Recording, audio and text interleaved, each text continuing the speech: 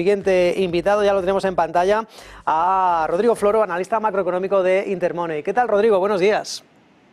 Hola, muy buenos días. Bueno, en este caso tenemos un pulso de China. Parece que está, bueno, pues tratando de impulsar ese Made in China de nuevo, sobre todo impulsar el sector tecnológico. ¿Cómo puede afectar esto a la economía estadounidense? Habida cuenta de que, bueno, pues que están en un periodo de, digamos, de deshielo, de Guerra Fría, pero parece que va a seguir a la vuelta, en este caso China, con ese plan Made in China. ¿Más problemas para Trump? Sí, claro, y además esto es algo que se estaba dando ya antes de Trump, antes de la guerra arancelaria, incluso aunque se acabase la guerra arancelaria. Este tira y afloja entre Estados Unidos y China, sobre todo en el sector tecnológico y muy especialmente en los semiconductores, pues obviamente a Estados Unidos le preocupa. Y no es casualidad que tanto Biden como Trump tengan intereses en que otros países se sumen al lado de Estados Unidos, como Japón, como Países Bajos, para que maquinaria especializada para fabricar los chips más avanzados de última generación no sea entregado a productores chinos. Y claro, lo bueno para estos países, para Japón, para Países Bajos y cualquier otro, es que al menos ya tiene algo con lo que contrarrestar esa posición tan agresiva en materia arancelaria que tiene Donald Trump. Así que obviamente toda la inversión que China está haciendo y el intentar ganarle terreno en el sector tecnológico de Estados Unidos es algo que tiene que tener muy en cuenta.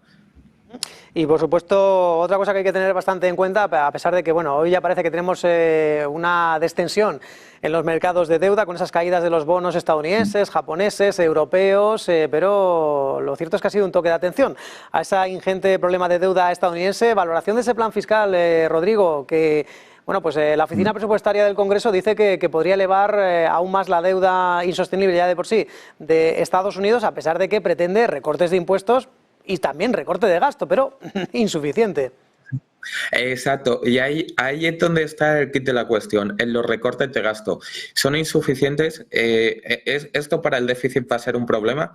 No un problema tan dramático, teniendo en cuenta que tampoco es que vaya a elevar en unas cifras enormes el déficit. Lo que pasa es que sí era una oportunidad de oro para poder atajar el problema. Lo que pasa que tenemos las elecciones de mitad de mandato en 2026 y no hay ningún político de ninguno de los dos partidos que quiera llevar a cabo medidas de recortes de gastos sustanciales sabiendo que se está jugando el cargo en cosa de 12 meses. Así que los mercados lo interpretaron negativamente porque era una oportunidad perdida.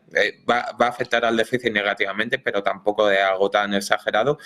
Y es cierto que algunos recortes fiscales sí seguramente acaben siendo permanentes, pero el recorte de gasto en partidas como Medicaid, como Medicare, va a ser algo insuficiente como para poder atajar los problemas de déficit, y es lo que han interpretado los inversores. Seguramente cuando se apruebe en el Senado veremos también de nuevo otra reacción negativa.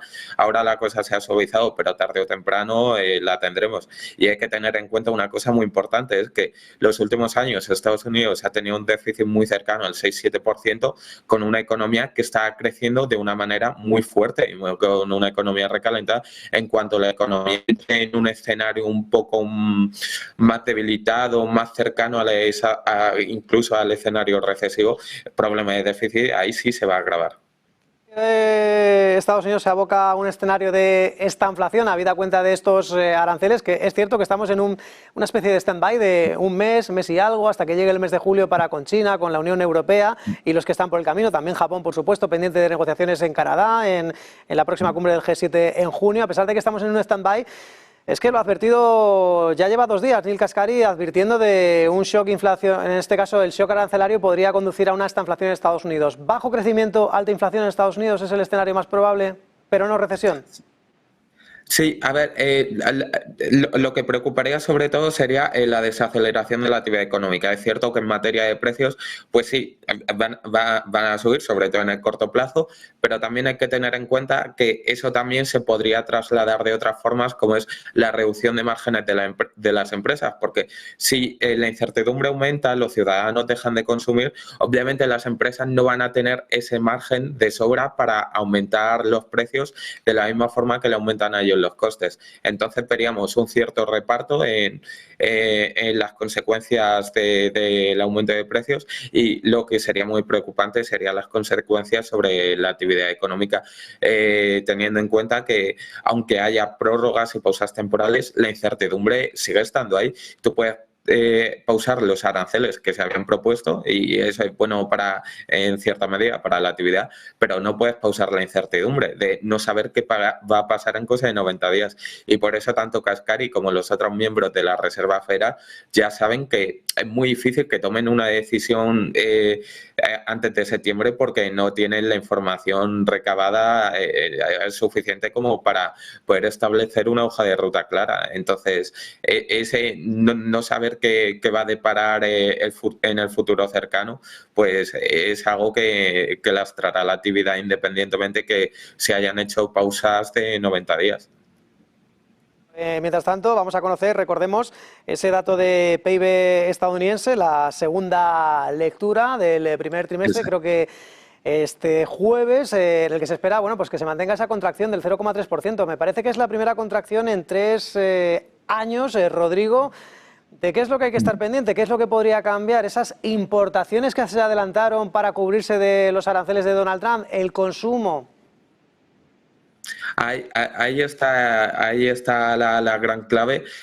Asustó mucho el tener el PIB en terreno negativo después de estos 2-3 últimos años de un crecimiento fortísimo. Obviamente ese dato asusta mucho al mercado cuando lo ves a primera vista, pero es cierto que habrá que tener muy en cuenta hasta qué punto las importaciones se han podido revisar. Ya sabemos que entró en territorio negativo por las importaciones. Habrá que estar atentos a si hay revisiones al alza o a la baja de eso, pero poniendo el foco sobre todo consumo e inversión, que es ahí donde veremos si hay grandes cambios. Lo que deberíamos estar atentos, porque eso es lo que va a marcar un poco cómo evoluciona el resto del año la economía, sabiendo que si los consumidores se están frenando, si las empresas están frenando sus inversiones, ahí ya sería un motivo de preocupación mayor que el simple hecho de que las importaciones aumenten.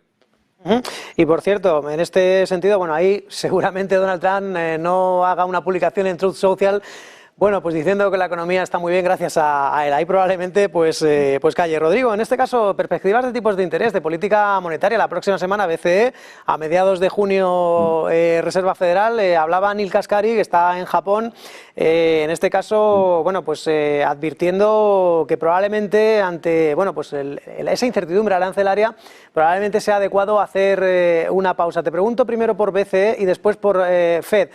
¿Crees que vamos a tener bajada de tipos en junio y después habrá una pausa? Pues mira, en el BCE la situación es bastante más sencilla. Seguramente al 100% en junio van a seguir recortando la política monetaria, pero es que incluso más allá de junio, en la siguiente reunión, también deberíamos esperar un recorte, porque ahora mismo la inflación es el menor de los problemas para el BCE, y lo estamos viendo en las declaraciones más recientes de los miembros del Banco Central Europeo, en los que incluso se avisa del riesgo de que la inflación caiga por debajo de lo esperado. Y lo hemos visto precisamente hoy con los datos preliminares del IPC en Francia, donde el IPC mensual caía en 2 décimas, el IPC anual se situaba en el 0,6% cuando se estimaba un 0,9%. Es decir, eso le está dando mucho margen al Banco Central Europeo para recortar no solo en junio, sino más allá de junio. Y una vez estemos en torno al 1,75% en la facilidad de depósito, ahí ya sí podrían empezar a plantearse si sería conveniente recortes consecutivos o una pausa. Pero lo lógico es que tanto en junio como en la siguiente reunión se hagan recortes consecutivos. Rodrigo, recordemos la situación en los mercados, una situación en la que es muy importante seguir viendo ese desenlace del PIB, por supuesto del PCE deflactor y el impacto en los mercados y en la economía. Rodrigo Floro, analista macroeconómico de Intermoney, muchas gracias por tu visión, un abrazo. Muchas gracias, buenos días.